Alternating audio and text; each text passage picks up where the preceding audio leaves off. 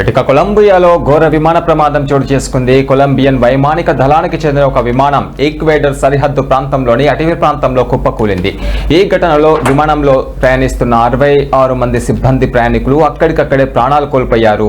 మృతుల్లో సైనిక సిబ్బందితో పాటు వారి కుటుంబ సభ్యులు కూడా ఉన్నట్లుగా అధికారులు తెలిపారు. కాగా ప్రమాద సమయంలో విమానంలో మొత్తం 120 మంది ఉన్నారని సమాచారం. ప్రమాదం జరిగిన వెంటనే స్పందించిన అధికారులు పలువురిని కాపాడినట్లుగా తెలుస్తుంది.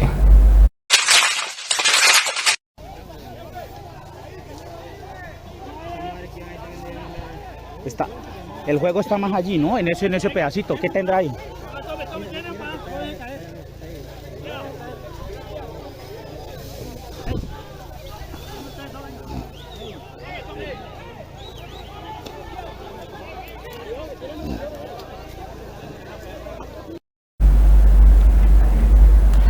విమానం భూమిని ఢీకొట్టడానికి ముందు గాల్లోనే అదుపు తప్పి వేగంగా పల్టీలు కొడుతూ కిందకు పడుతున్న దృశ్యాలు సోషల్ మీడియాలో వైరల్ అయ్యాయి. స్థానికులు తీసిన వీడియోలో ఈ భయానక దృశ్యాలు రికార్డ్ అయ్యాయి. విమానం కూలిన వెంటనే భారీగా మంటలు చెలరేగడంతో సహాయక చర్యలకు తీవ్ర ఆటంకం ఏర్పడిందని అధికారులు వెల్లడించారు.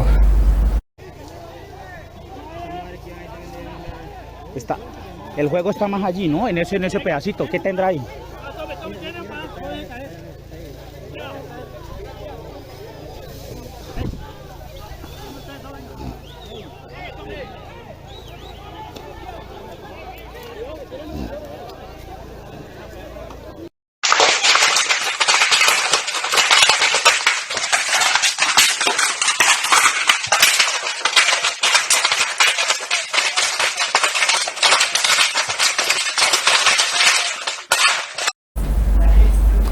ప్రమాదానికి గల ఖచ్చితమైన కారణాలు ఇంకా తెలియరాలేదు. ఇంజన్లో సాంకేతిక లోపం లేదా ప్రతికూల వాతావరణ పరిస్థితుల వల్లే ఈ ఘటన జరిగి ఉండొచ్చని నిపుణులు అనుమానిస్తున్నారు.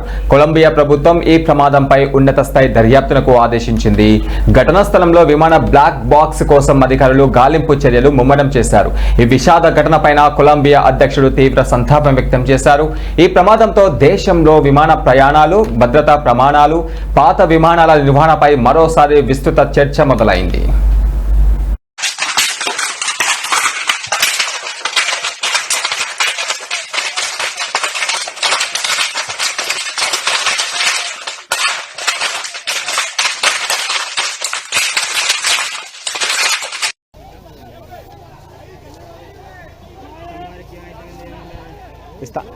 El juego está más allí, ¿no? En ese pedacito. ¿Qué tendrá ahí?